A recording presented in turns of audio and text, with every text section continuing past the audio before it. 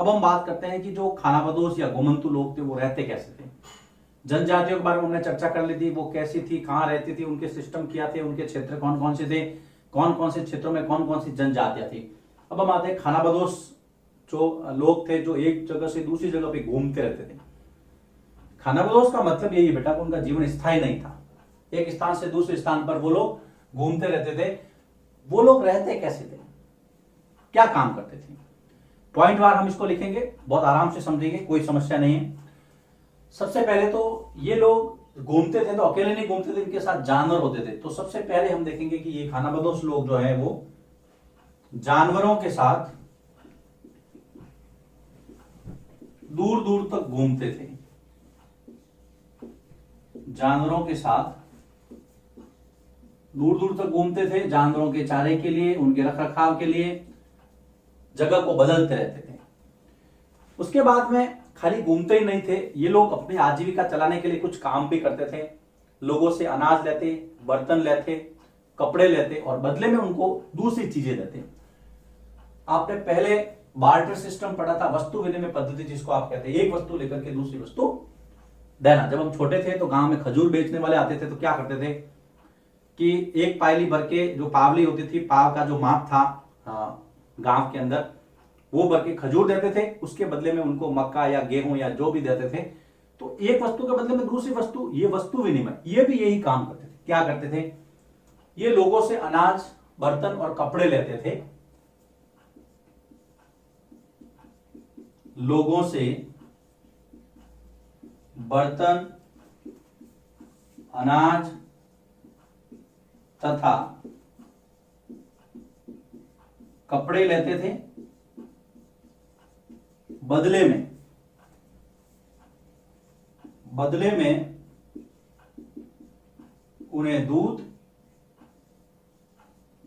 घी तथा ऊन जैसी वस्तुएं देते थे।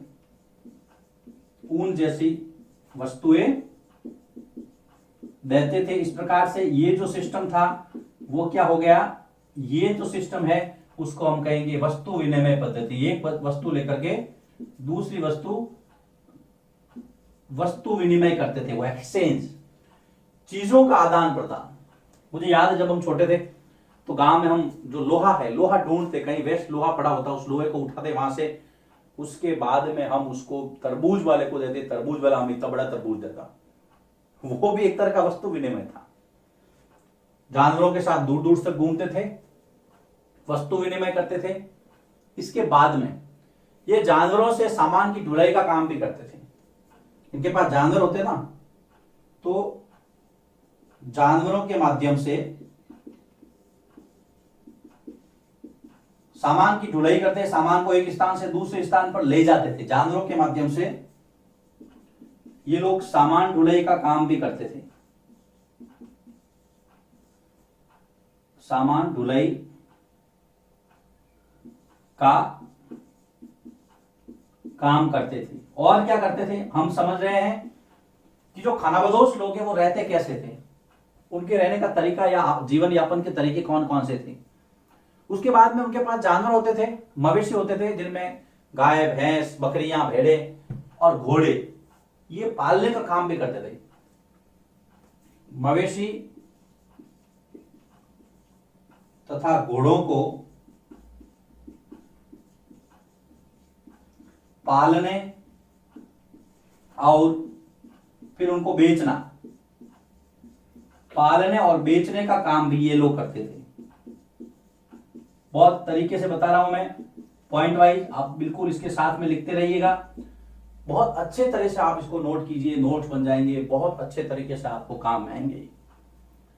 कुछ लोग ऐसे थे जो नई नई चीजें बनाते थे, जैसे रस्सी है ना, सरकंडों की चीजें हैं, फूस की चटाइयां हैं। कुछ लोग घुमंतु लोग है ना, कुछ लोग रस्सी, सरकंडों की चीजें, फूस की चटाइयां बिछाने के लिए, घास फूस की बहुत सारी मिलती है आज भी, फूस की चटाइयां, ये सारी चीजें वो क्या करते थे, बनाते थे। मोटे बोरे भी बनाते थे, है ना, मोटे बोरे बनाते थे, उन्हें बेचते थे, अपना काम चलाते थे। मोटे बोरे बनाते थे। हम पढ़ रहे खानाबदोश लोग कैसे जीवन जीते थे। इसके अलावा कुछ लोग थे, उनके अंदर हुनर थे, कुछ गाना गाते थे, नर्तक थे,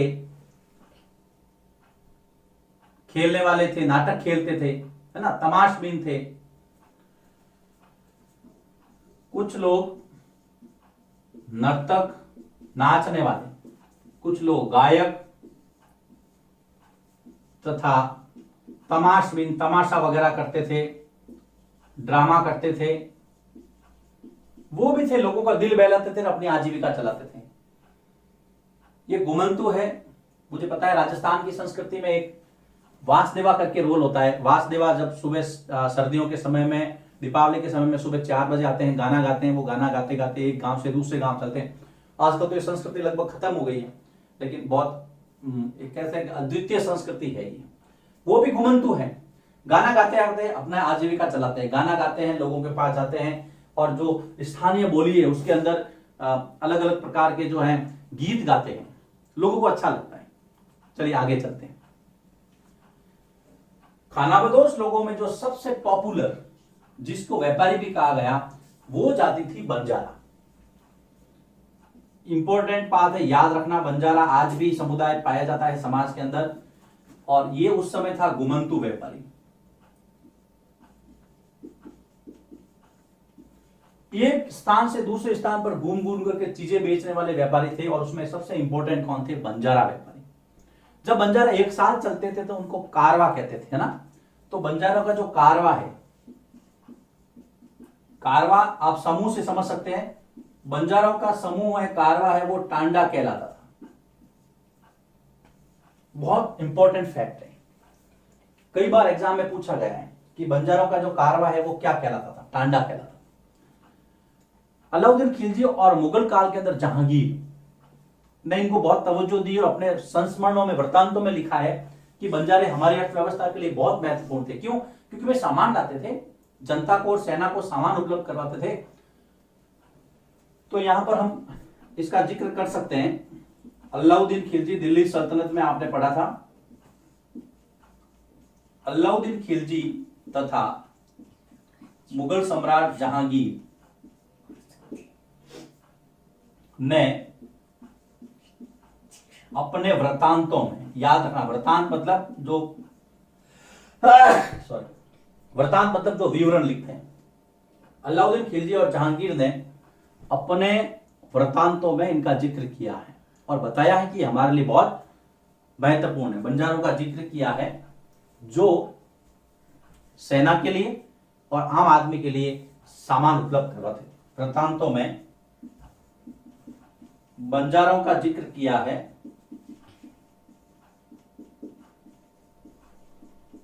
बंजारों का जिक्र किया है जो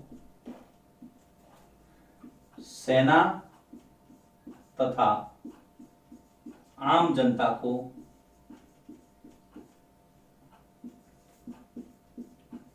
सामान उपलब्ध करवाते थे, सामान उपलब्ध करवाते थे। और अपने वृत्तांतों में ये बताते हैं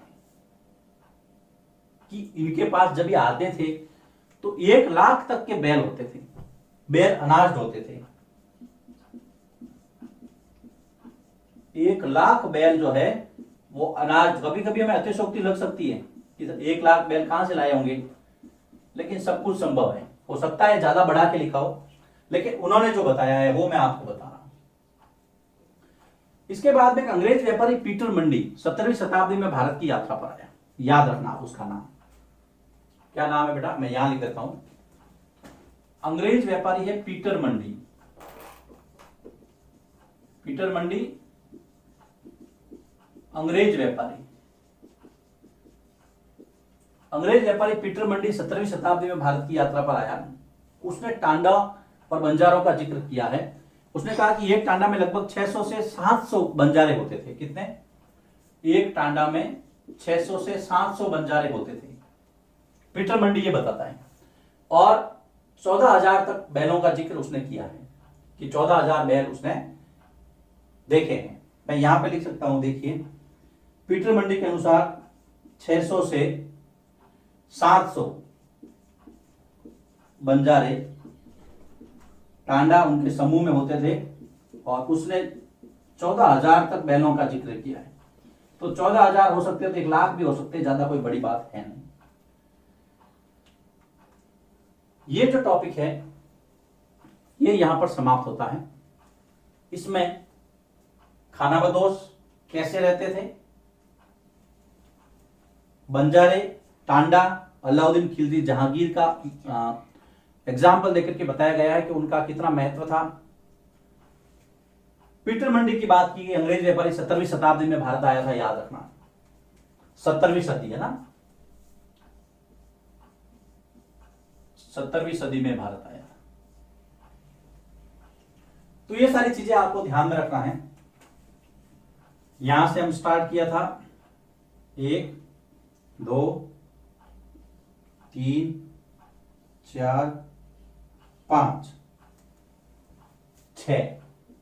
उसके बाद में आप बंजारों पे आ जाइए। बंजारे क्या थे भाई, गुमंदू व्यापारी थे। इनका जो समूह कारवा वो टांडा कहलाता था। अलाउद्दीन खिलजी और जहांगीर ने अपने वृत्तांतों में इनका जिक्र किया है, जो सेना और जनता के लिए सामान लाते थे, और लगभग 1,00,000 बैलों का जिक्र किया है। पीटर मंडी 17वीं शताब्दी में भारत आने वाला अंग्रेज व्यापारी था। उसने कहा है एक कारवा में, टांडा में 600 से 700 बंजारे मैंने देखे हैं और 14,000 बैलों का जिक्र वो करता है। इसके अलावा एक आपके चित्र दिया हुआ है मगरमच्छ कुटिया का, कांस्य की बनी है वो, जो कि उड़ीसा के कौंड व्यापारियों द्वारा बनाई गई है। मगरमच्छ का चित्र है और ये मगरमच्छ कांस्य का बना हुआ है। इसको बनाया है कौंड जनजाति ने, जो कि उड़ीसा में रहती है। प्रश्न आ सकता है कौंड जनजाति का निवास स्थान उड़ीसा, या फिर चित्र देकर के पूछ सकते हैं कि ये चित्र जो है वो किस जनजाति से संबंधित है या फिर ये क्या है, कुछ भी पूछ सकते हैं। आपको ध्यान में रखना है। चित्र आपके सामने प्रदर्शित हुआ है, इसको आप ध्यान में रखेंगे। और ये वीडियो यहां पर समाप्त होता है। अब हम अगले वीडियो की ओर बढ़ते हैं, इसी चैप्टर को आगे बढ़ाते हैं।